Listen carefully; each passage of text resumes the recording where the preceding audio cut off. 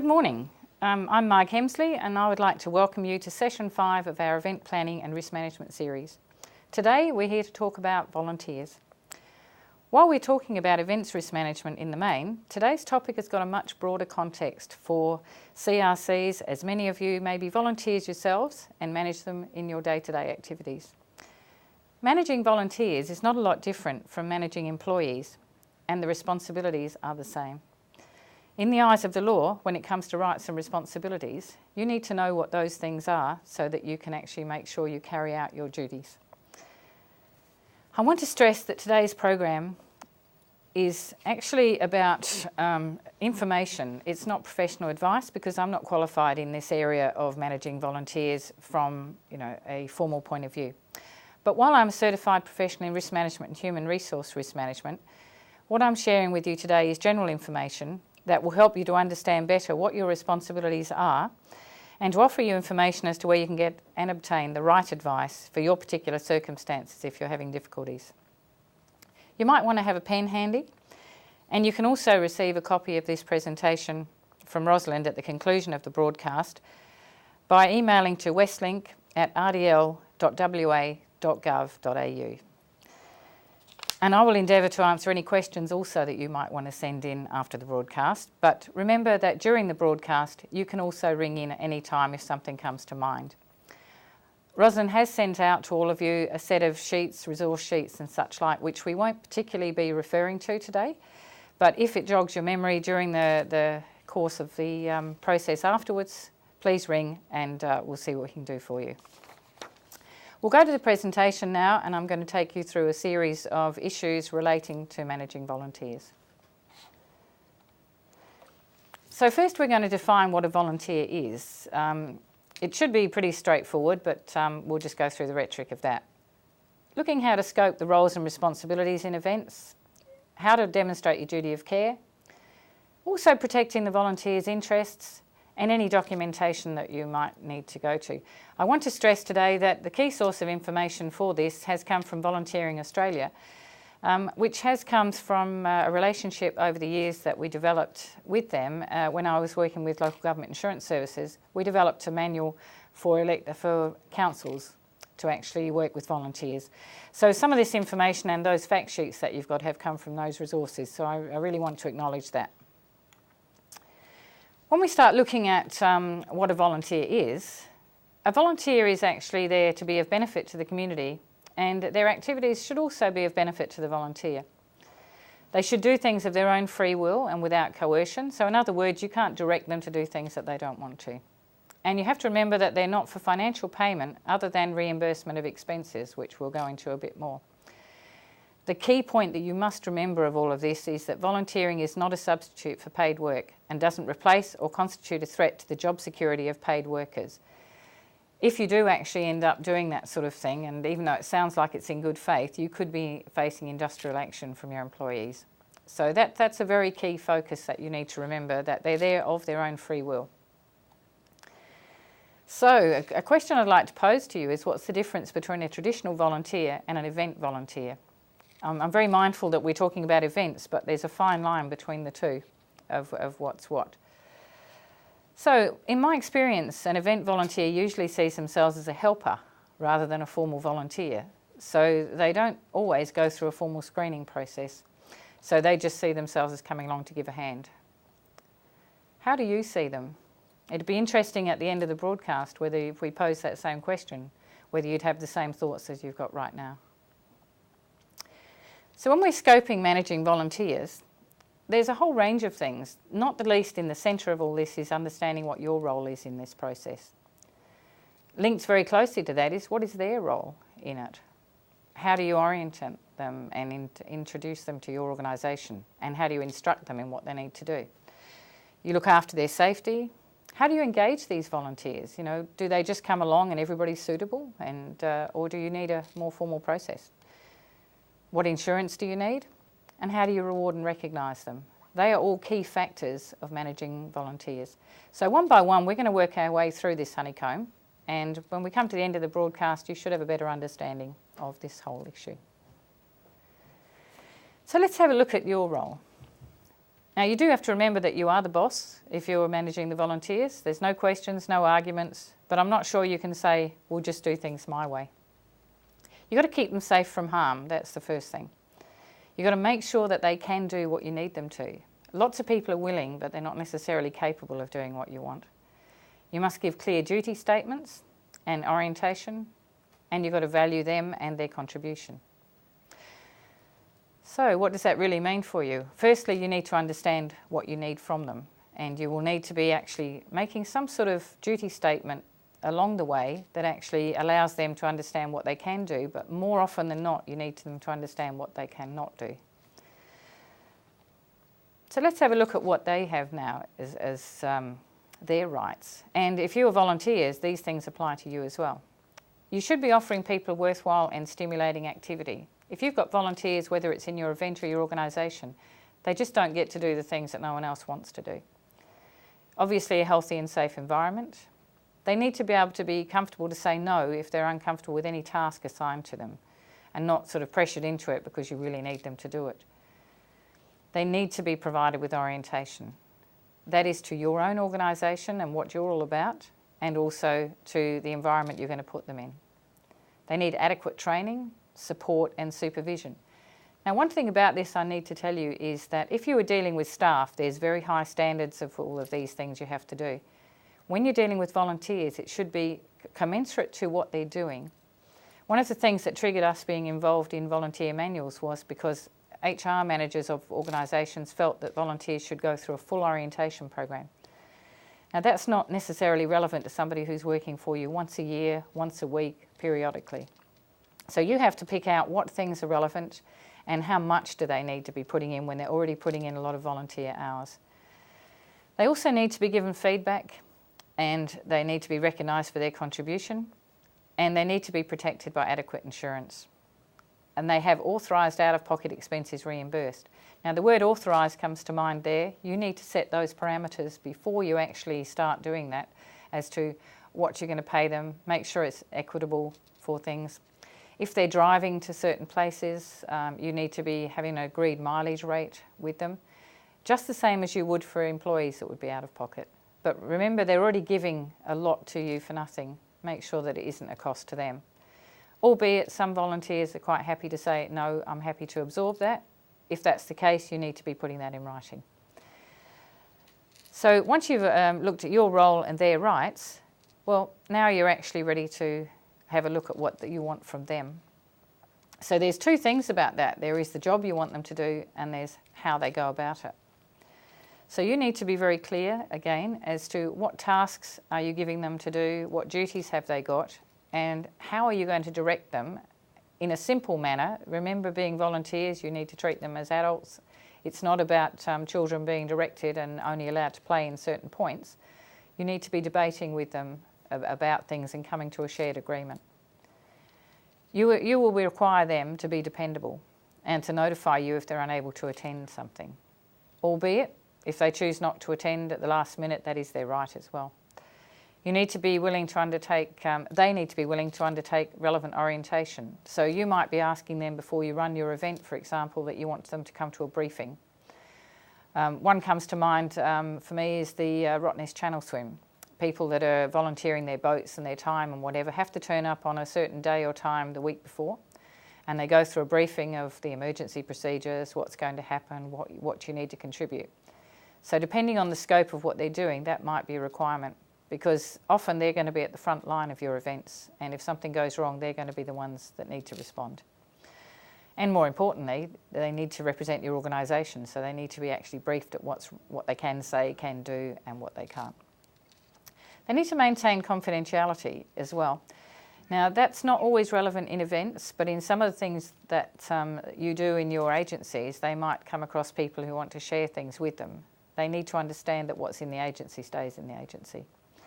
And they need to be non-judgmental about anybody that approaches them. They have to work in accordance with OSH regulations. Now, that's an interesting one because many volunteers may not work in normal workplaces. They may not know what those OSH regulations are, so you can't take for granted that you just need to throw a few words. You may have to explain it. And there are instructions and rules of any workplace or any site. They need to know about it. As we said before, they need to be able to say no when they can't commit to a task. When there's a lot of peer pressure going on, a lot of people will say yes to things that they're really not sure of. It's better to follow up with them afterwards and say, no, just checking you're really comfortable with what you're doing, and you will tell me if there's issues that bother you. That sort of conversation you have with them, not a formal one. And obviously, if you have clients and colleagues that they deal with, they have to respect the rights, the privacy and the dignity.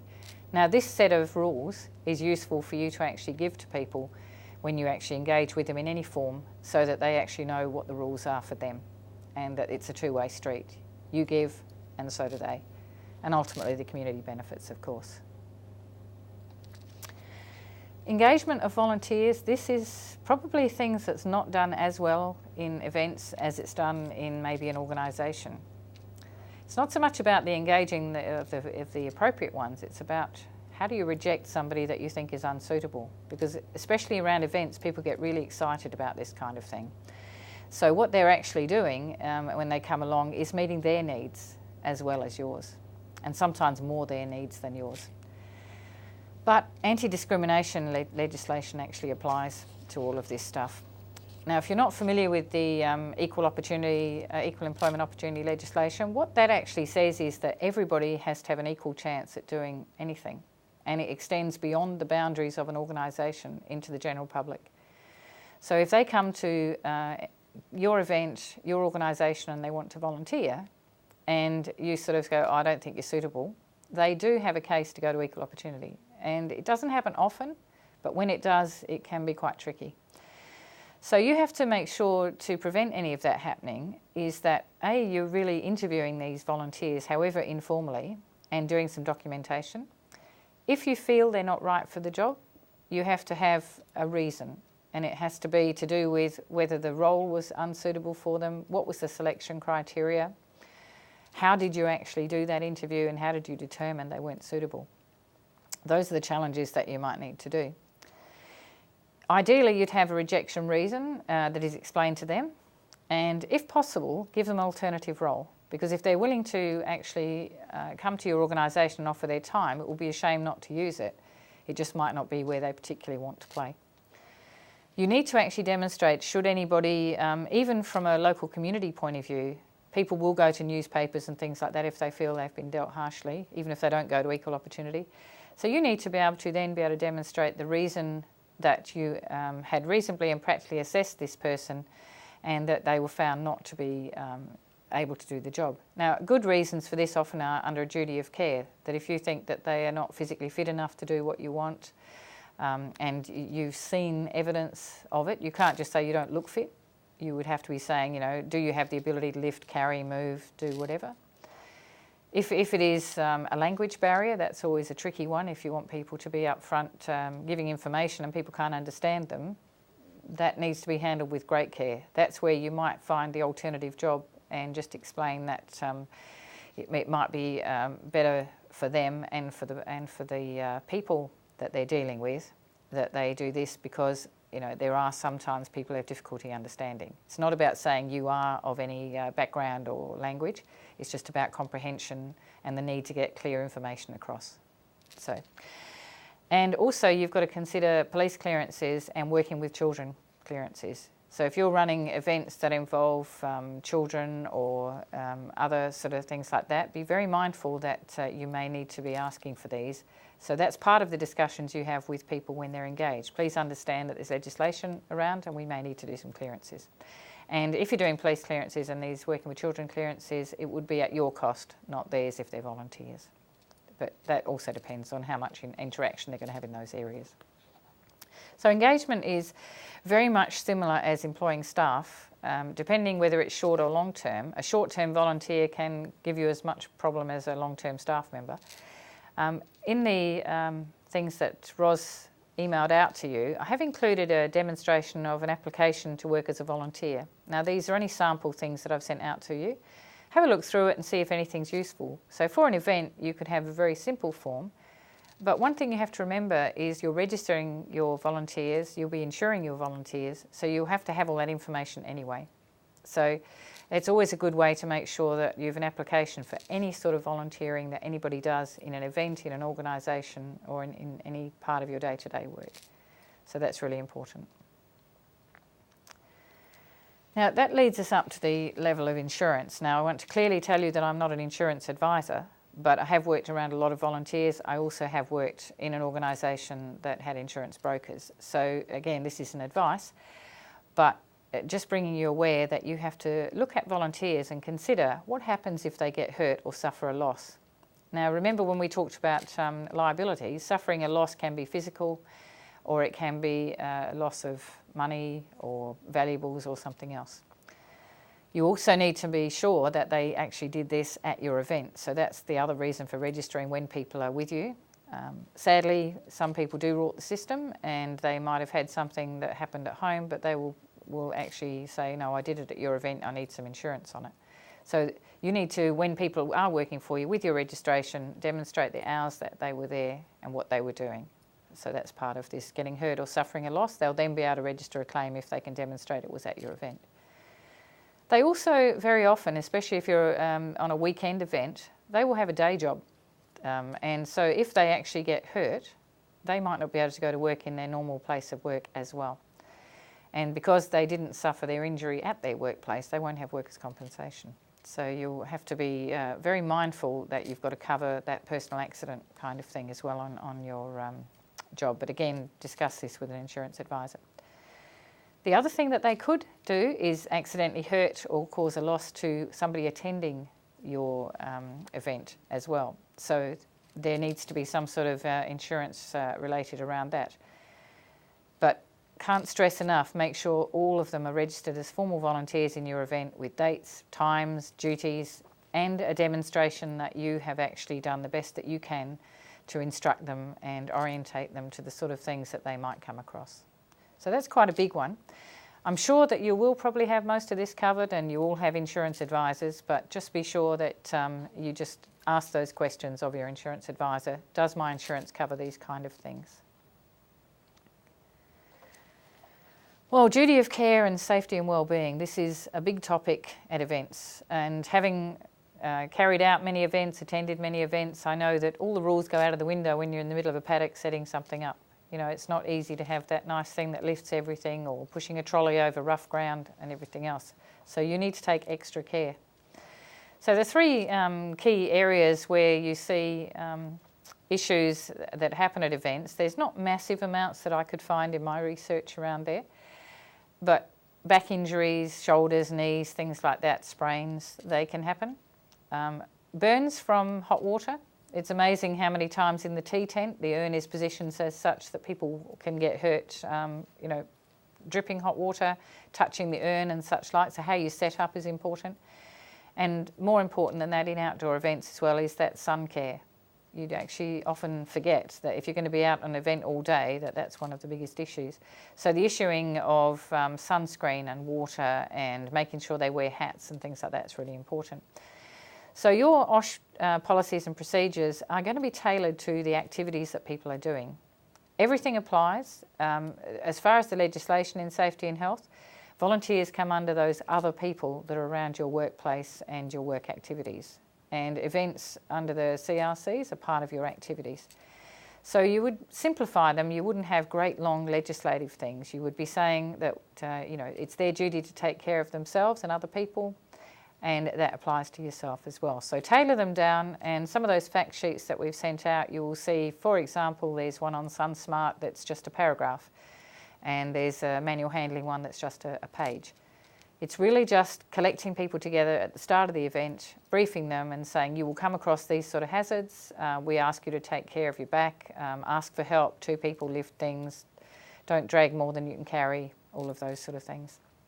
And there are some very good guidelines for manual handling that you can get from the WorkSafe people, and that demonstrates about the sort of areas where people can hurt themselves, and you know, lifting things above their head, bending wrongly, doing all those sort of things. So some is incorporated in those fact sheets you might take a lead from, but bear in mind that those fact sheets need updating because they were from a few years ago when we last did the research.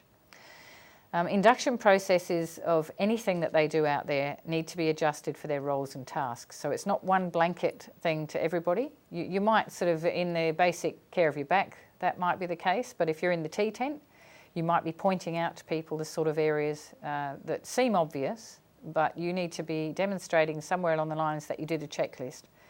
I was in the tea tent and we told people about the urn, making sure people don't run behind it, making sure the water's not dripping, those sort of things. Often things that cause problems as well in events is that the volunteers will set it up and they will leave a lot of their clutter around the back. Somebody will come around the back and trip over. So housekeeping is really important. When people are setting up an event, they're doing things differently to that they normally do in a workplace, because you're usually in a paddock or in a room that's not geared for it, so you might have cords running all over the place. Make sure those things are tied down, so you'll be relating those things. Weather will change things as well when things are wet or dry, so you will have sort of a briefing for that. Once you've got all that information in place, you actually then have to have a process for them to respond to any accidents or incidents. So some sort of briefing note to them to say, if an accident occurs to yourself or to somebody else, this is what you do. Once you have them instructed, I guess, that way, they need to have some sort of form. So they will have a piece of paper where you can write down what happened, what were the witnesses, all of those things that are going to help you in an insurance thing later on. But more importantly, just to find out what happened so that you can do an investigation to prevent it happening again. And also consider when they're using their own vehicles as well, because there's a whole range of issues around that to do with duty of care. It's a long bow as to how far you go, but for example, if they're driving a car that's really unroadworthy doing your tasks, there's a case to answer that perhaps it might be better to use a different vehicle. So again, if you want more information about this, the Volunteering Australian website link that I've given you there will take you straight to their safety and health page and outline a bit more for you to do. And I think it's very important that you just spend a little bit of time in this area, because while things are going well, nobody thinks about it. When it goes badly, it can go really badly for them. And ultimately, if we go back to that thinking a few slides earlier, these people have got lives outside volunteering, so you need to be protecting them for that. Now, orientation is a broad subject, really, because the first thing that they need to do is be orientated to your own organisation, because the minute they step into a volunteer in your environment, they are actually representing your organisation. So you need to be very clear that the beliefs and the values of your organisation are going to be demonstrated by those volunteers out there. So an orientation, take them in, explain what you're all about. If you have brochures about your organisation, it's important for them to know. Also, it's important for them to know what the objectives of the event is as well, because they are going to be the ones that are going to be out there delivering on those objectives with your help. And when the event day goes there, the people organising it very rarely have time to be watching what the volunteers are doing, so the more pre-planning, the better. When you're scoping their roles and responsibilities, involve them in that process. Don't just give them a piece of paper, so that they can actually explore it with you. Because just being told what to do, their interpretation might be very different to yours.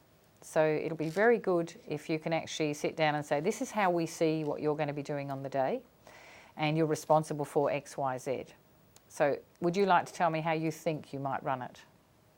Now, these things sound like huge conversations, but they're probably going to evolve over time. It's not that you're going to sit them down in a room and go through a million things. As you go along at various points, you can reinforce your needs. Sometimes you're actually going to empower them and say, okay, this is your tea tent, you run it as you want, as long as you look after the safety and we do X, Y, Z, and this is what we're doing. Other times you're going to be giving them directions. This is what I don't want you to do. This is what I want you to do. Don't step outside that line.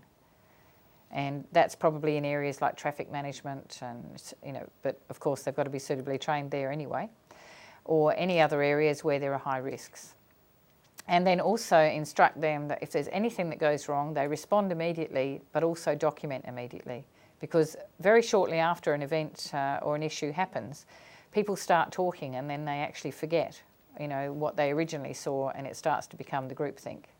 And that could be very key in preventing an accident in the future or an incident, or even resolving conflict. I think that's another thing that you need to be very clear of with volunteer, that you have a conflict officer that actually helps out that way, because they do have the same issues as managing staff sometimes. Now, the last sort of area around here is post-event, you need to ensure that you celebrate the success and recognise your volunteer contributions. Even on the day after the event, everybody's gone home, you can sit down, and the very first thing you're going to do is to actually say, that was fantastic, hopefully. If your event didn't quite go as well as it was, you can do an immediate debrief, but still make sure it's positive. You know, okay, maybe it rained all day and we really didn't have a good experience, but these are the things that went well. The event that I met some people after we'd been looking at their risk management plan, they actually ran their event down near Bunbury, the Bull and Barrel Festival down there. And for the first time in 15 years, it rained heavily for the whole day. So they were very disappointed at the weather, and this event has been really big and fantastic. But the interesting thing, and we talk about events risk management, they didn't actually know what to do in some of those cases with stall holders, for example, who were there as volunteers, who decided it was too wet, we're going home. And it would also breach their rules that said there's no traffic movement in the middle of the event because it's too risky. And the organisers of it actually came to a training session we were doing, and they said it was an interesting experience, that they realised that perhaps in a different time they would have briefed people differently on how to handle that situation. Not particularly that it happened, but how to handle it on the day was quite difficult. And they will actually have a much better plan in place next year. So sometimes you actually don't know how people are going to respond, so you have to second guess.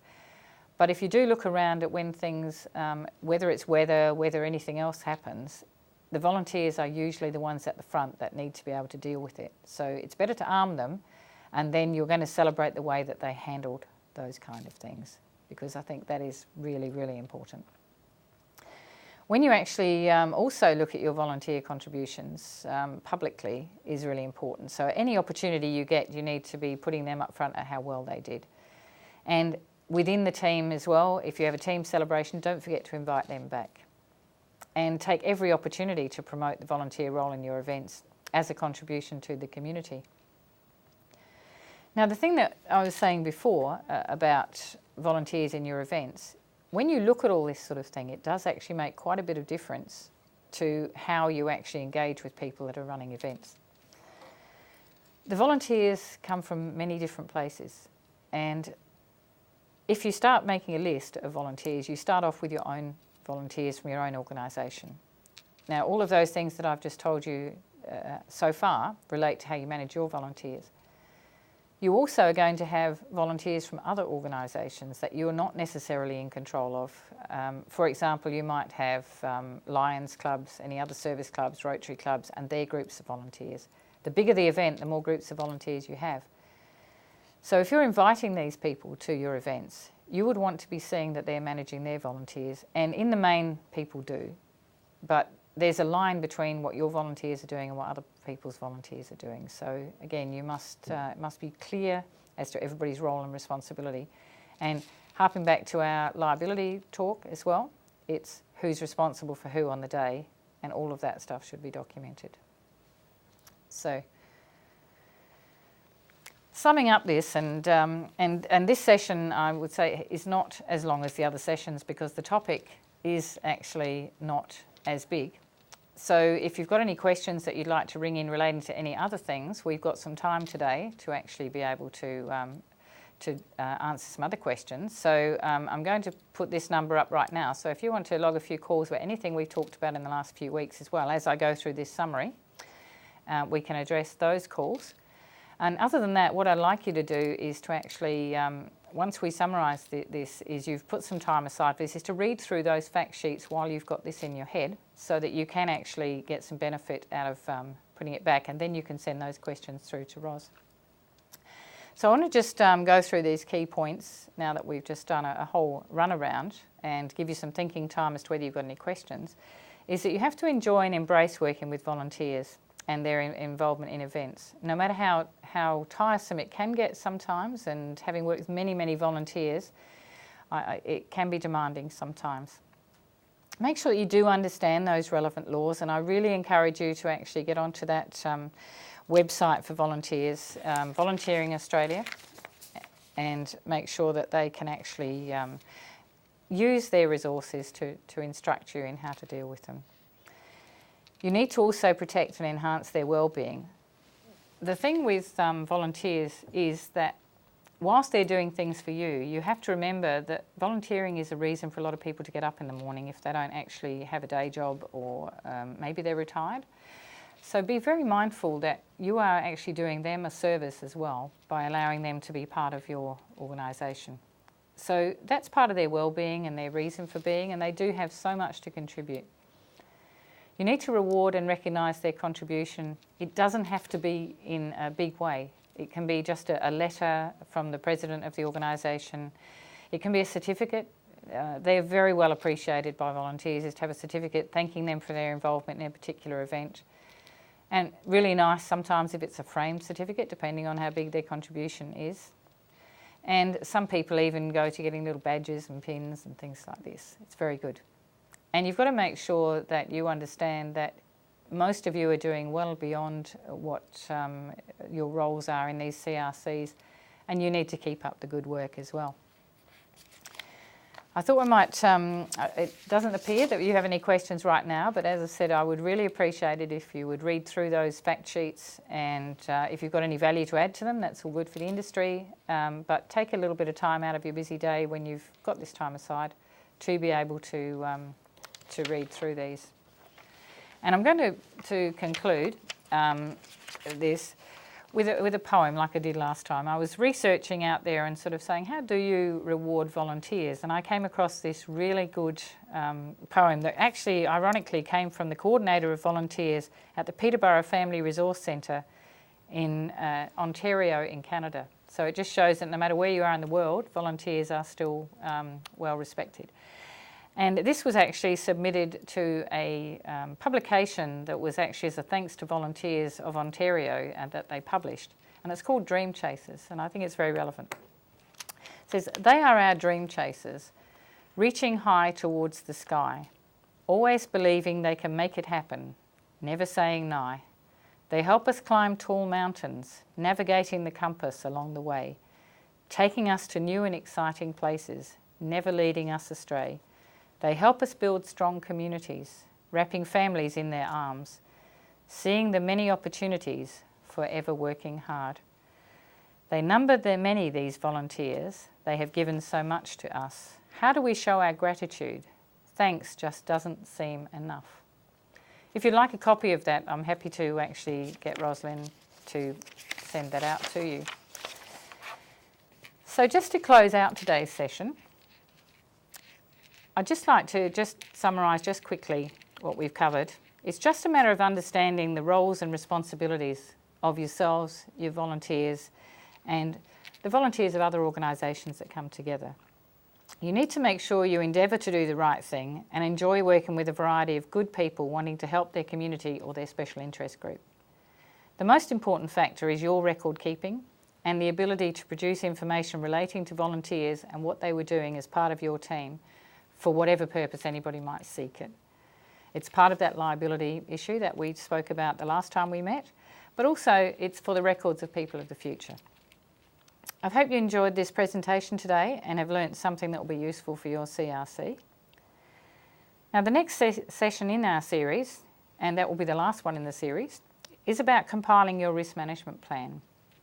Now just to preempt that a little, I'm going to be sending out to you through Rosalind a form and a checklist that I use as an assessor of risk management plans to actually determine whether an organisation has adhered to the principles of the risk management standards. And this is something that certainly I know that most organisations in their grant funding is going to be asking for. So when you get that form, basically there's nothing to do with it until we do the presentation next time, and I'll go through each section on that and show you how you can comply with that to have a risk management plan that will meet those standards for you. So most of it will obviously incorporate a lot of what we've covered in this series, more in the risk management and liability areas, but also in making sure that we know who all the stakeholders are. So if you've not available next week, make sure that you do, or next time, make sure you check in to the thing. But if you've got any questions about risk management plans or anything that we've covered through that sort of thing, please get them through to Rosalind before the 19th of November, as this will be a pre-recorded session due to my training commitments in Kalgoorlie. So you've got plenty of time in the next week or so, and maybe in the next half an hour, to think about all of the stuff that we've done from the original training workshop to these broadcasts, and send in some questions, and we can cover everything off for you before we complete the sessions. So it's goodbye for now. And as we said, make sure that you're thinking about where we go in the future, and good luck with managing your volunteers, which I know you do very well. Thank you.